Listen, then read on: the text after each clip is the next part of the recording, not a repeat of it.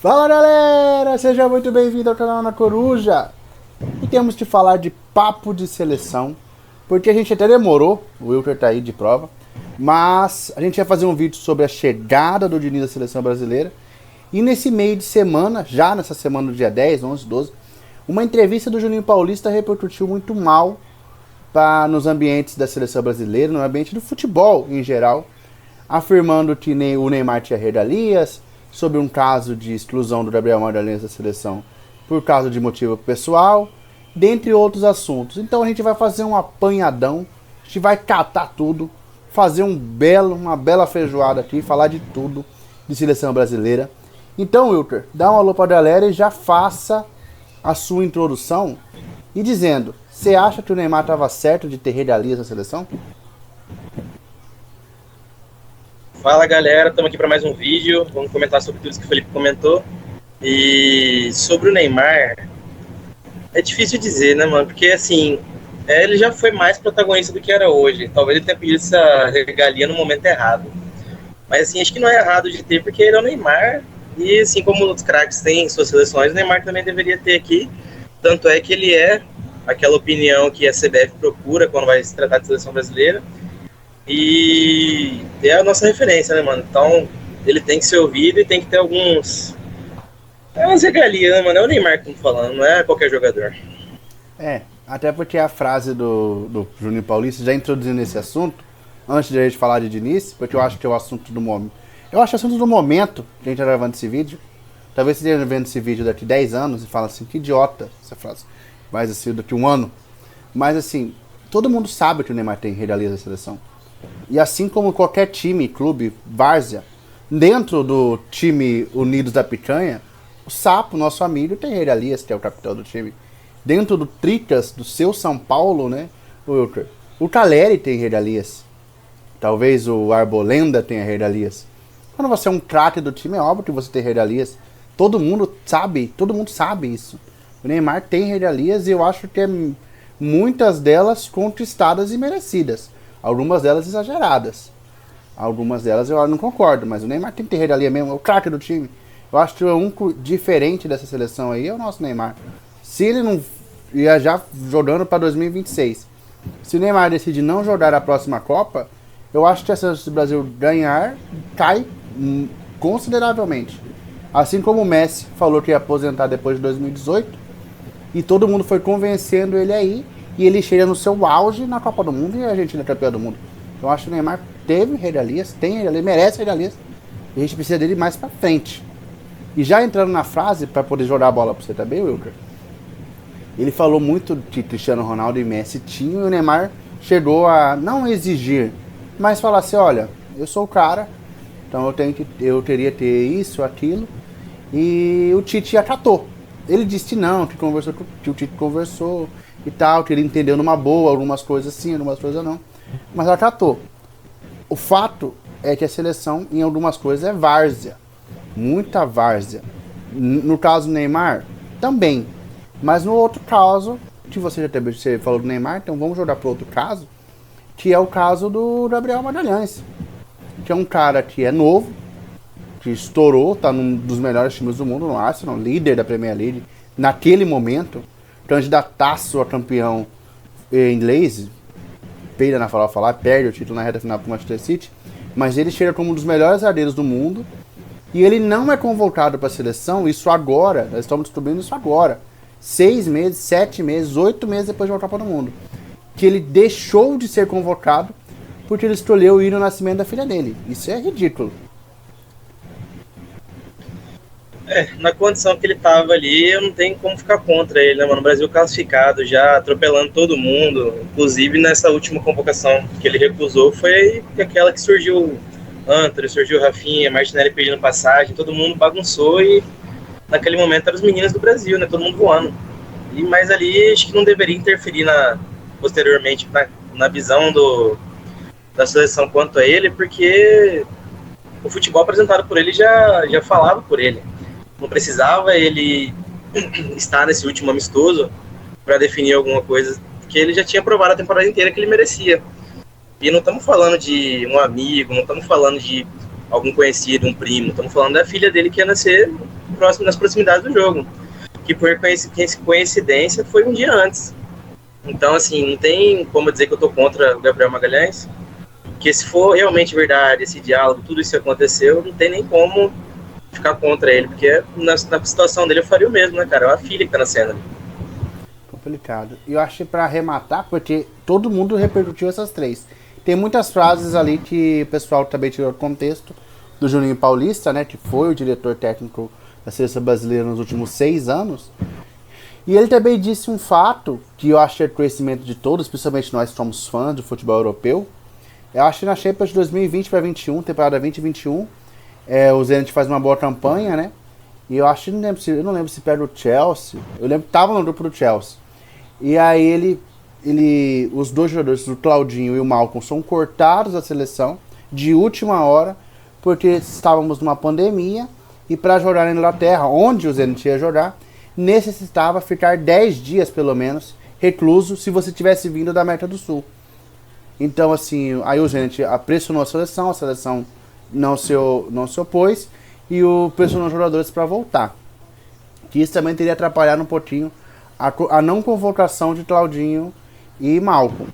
Eu acho que os dois não sei se os dois iriam, né, Wilker? Mas você acha que esse posicionamento, mais um posicionamento estranho da CBF tá certo? E também outra pergunta, você acha que eles iriam para essa convocação de Copa do Mundo? Sobre convocação, acho que naquele momento o Malcolm sem chance nenhuma, com tantos pontos surgindo no último amistoso. O Claudinho até mais, ainda mais com a lesão do Coutinho, na posição ali de meia, a gente estava precisando, acabou que o Everton Ribeiro foi, mas o Claudinho era a opção. E pensando friamente, o Zenit pensou como clube. Não que eu acho que o Zenit fosse ser campeão da Champions, fosse ir muito longe, mas tratava da maior competição de clubes do mundo. E simplesmente um amistoso da seleção. Então, o Zenit fez valer o contrato e fez a ameaça. Talvez não tenha sido a melhor forma de exigir isso, mas tem que ser dito. O Zenit fez o que ele achou necessário, apesar dos seus jogadores, que eram muito importantes naquele momento. Os dois estavam muito bem lá na época. Então, acho que é isso. O Malcolm não teria tanta chance de ir, na minha visão. O Claudinho talvez mais, mas bem distante. Não acho que seria um fator determinante esse amistoso em si, para definir se eles iriam ou não. Mas assim, o Zenit só não fez do jeito certo, mas teve as intenções deles. E outra coisa também que eu vejo o Juninho, o Paulista, o Tite, que o Tite pra mim ele era muito controverso. Assim, nessa mesma convocação a gente não tinha o estado da Premier League. E ele em nenhum momento falou, não vou convocar o estado da Premier League também, porque o campeonato vai barrar. Não tem. A gente não tinha o estado da Premier League naquela convocação, tanto que foi uma convocação bem diferente. Claudinho e Malcolm tá aí pra provar. E aí ele não teve a mesma postura, a gente teve muita postura diferente nesse ciclo, que terminou e é um fiasco, né? A gente caiu pra Croácia na Copa do Mundo. A gente perdeu uma Copa América pra Argentina no Maracanã, né? Isso é uma tragédia. Isso pra mim é o fim do futebol brasileiro, você perder pra Argentina em casa, de um jogo horroroso como foi, cair pra uma seleção que não tem nenhuma tradição em Copa do Mundo. Todo respeito à Croácia. A melhor campanha da Croácia é uma final. E foi aos trancos e barrancos. Então, chegou, eu acho que tudo isso que o Juninho tá falando e as coisas que vão vindo à tona, no fim, mostra que a CBF é uma bagunça, mas que a comissão técnica e tudo que foi pensado nos últimos 6 anos também era.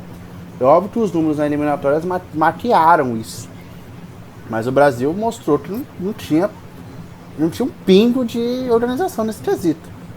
Você cortar um cara como o Gabriel Magalhães pelo motivo desse, excluir da sua lista Malcolm e Claudinho, e agora, depois de todo esse tempo, jogar essa bomba aí do Neymar, eu acho que tá feio, né? E o que tá feio mesmo, que eu acho que eu já vou jogar minha opinião no meio aí, que nós temos de falar de Diniz, porque já estamos aqui pra falar de Diniz, até na tela do plantão aí da Globo, o Brasil anunciou na semana passada que o Fernando Diniz seria o treinador da seleção brasileira interino até a possível chegada de Carlos Ancelotti. O Diniz vive seu melhor momento na carreira, atual campeão carioca, vai bem no Fluminense, primeiro colocado do seu grupo na Libertadores. O recorte atual não é bom do Fluminense, mas a temporada em si é boa. Você gostou do técnico interino da seleção, Lucas? Eu gosto do estilo de futebol dele por causa daquilo da pressão, da troca de passe, de não dar chutão. Esse é um tipo de futebol que me agrada. E talvez seja aqui que temos no Brasil mais próximo do estilo europeu de se jogar futebol. Se a gente for analisar friamente os treinadores que a gente tem à disposição agora, ele seria assim, o mais próximo de uma possível chegada do Carlo Ancelotti. Seria um jogo de futebol mais parecido, assim. Mas é claro que a gente tem que ver se ele vai conseguir implementar isso treinando o Fluminense e a seleção. E isso demanda tempo também. A gente sabe que o trabalho do Fernando Diniz sempre demora um tempinho para engrenar. Mas é isso aí, a gente está falando no contexto do futebol brasileiro. São jogadores de um nível mais baixo, não estão acostumados a jogar assim, não tem essa mentalidade. Ele vai ter material humano de uma qualidade melhor, jogadores mais técnicos. Talvez ele consiga em menos tempo os resultados que ele tem conseguido no Fluminense, conseguiu um tempo no São Paulo até meu glorioso time derrubar ele. Mas acredito que se ele conseguir trabalhar, tem tudo para ele conseguir fazer um bom trabalho até o Carlo Ancelotti chegar, ou possivelmente até dar continuidade se ele não vier, por causa que ele está só apalavrado, né? Não tem compromisso nenhum além da palavra de seu Carlo Ancelotti. E outra coisa, né, que você falou aí, eu acho que na semana passada ventilou, como diria o termo jornalístico, uma notícia que o Carlos Ancelotti manifestou o desejo, se o Real Madrid quiser renovar por mais uma temporada além do contrato, ele estaria super satisfeito. Então, assim, talvez pode azedar o pé do frango, né? Sabe o que eu fico pensando? Que eu acho que a CBF ela é meio mala. Que talvez ela esteja botando o Diniz aí, e o Diniz dá certo, e fala assim, o Carlos não veio, ou não vai dar certo, deixa o Diniz aí mesmo. Que isso pode acontecer. Quando se trata da CBF, tudo pode acontecer. E é um cara bem avaliado. A gente deu uma chiada, mas assim, se o Brasil vai bem nesses amistosos, ganha jogando bem, que o Brasil às vezes não fazia. A gente viu várias vitórias do Brasil sem jogar bem. Se o Brasil começa a apresentar futebol legal, ok, e o Diniz continua, eu acho que pode cair no colo dele mais uma Copa do Mundo. E outra coisa que o pessoal questiona é que ele não tem um currículo vencedor, só tem um título na carreira, que é o Carioca, aliás. O Taça do Bala não conta nesse tamanho que o Diniz está. O Tele também, quando chegou na seleção, ele não era tudo isso. Lá em 82, 86, fui longe. Mas tem pessoas que chegaram na seleção e não era tudo isso. Zagallo não era um treinador de ponta, ele era um ex-jogador muito bom. Então, a seleção brasileira também tem um bom histórico com pessoas que não eram tão vencedoras e chegaram lá e conseguiram. Então, espero que o Diniz seja um desses casos. Mas você acha mesmo que o Ancelotti vai vir? Eu não acho que não. É difícil dizer, né? Porque ele teve aquelas declarações que ele já sabe onde vai morar, que a seleção seria a coroação na carreira vitoriosa dele. Mas é grande. Então, assim, acho difícil dizer, mas... Vendo a fonte aí já não dá muita credibilidade. Mas, assim... vou voltar a linha de raciocínio aqui, peraí. Se ele fica mais... É que ele tá muito cômodo. Ele chegou num tamanho de tantos títulos que ele tá numa posição muito cômoda. Que entre ele, ou ele fica no Real Madrid, ou ele vai pra maior seleção do mundo. Ou ele tá no maior time do mundo, ou na maior seleção. E assim, onde ele ficar tá bom. Ou seja, se chegar uma proposta do Real Madrid, pode ser que ele fique, ou pode ser que ele venha. Então, assim, se tem um negócio que o seu Ancelotti não tá preocupado agora, é com o futuro, se ele vai estar trabalhando ou não. Porque ele vai estar trabalhando. Ele vai. Não importa onde. É um cara que não foi sem emprego. O pessoal fala que ele tava no Everton, com um time bem limitado, e o Everton sempre ficou meio de tabela. Um ano quase brigou com uma Europa League, né? Uma vaga na Europa League. E depois ele saiu, o Everton mostrou o que é, nada. Não consegue, briga todo ano para não cair. O pessoal fala muito, mas o trabalho dele lá foi bem avaliado. Um time que não sempre pensou para não cair. Então é foda, é complicado esse quesito. Eu achei triste pra falar de seleção, acho que é isso, né? Então vou deixar papo seleção aqui. Em breve tem papo seleção para falar da Copa do Mundo Feminina. Dia 20 saiu a prévia da Copa do Mundo. Wilker, vou deixar você aí dar um alô aí. Qual a sua expectativa para a Copa do Mundo? Você acha que o Brasil vai ser campeão? Dá para brigar? Umas quartas, semi? Sinceramente, eu acho que se cantar umas quartas de finais a gente tá muito grande já. Não tô com expectativa nenhuma para essa seleção. Pode me surpreender, mas não tá me pegando muito, não. Eu não assisti. Eu assisti um pouco do jogo pra finalíssima, né? Que foi de Inglaterra em Wembley. E eu comecei a assistir o amistoso, só tentei mostrar o jogo de vôlei, eu escolhi o vôlei, depois eu tava brigando pela situação ainda. O amistoso já não valia tanto. Mas os jogos que eu vi, eu não sei. Até porque a Pia gosta de um time mais defensivo. E a gente tem uma certa birra com o time defensivo, porque nós somos o Brasil, né? Então é complicado pra gente. Mas eu também espero, se o Brasil chegar numas quartas, semifinal, eu tô feliz demais. Porque se chegar numa semifinal, irmão, você tá um jogo, você tá 2 jogos do título. Então assim, o Brasil ir brilhando, consegue. Mas as Olimpíadas e a Copa do Mundo anterior foi um fiasco. Foi um fiasco. O Brasil era melhor em algum momento. Cair pra França não, né? O time da casa é o time melhor. Mas fora isso, nas Olimpíadas, tipo o Canadá jogando nada, com a Marta auxiliar de lateral, foi uma piada. Então acho que é isso. Deixe seu like, se inscreva no canal, dá um tapa por cima para receber todas as notificações. E até a próxima.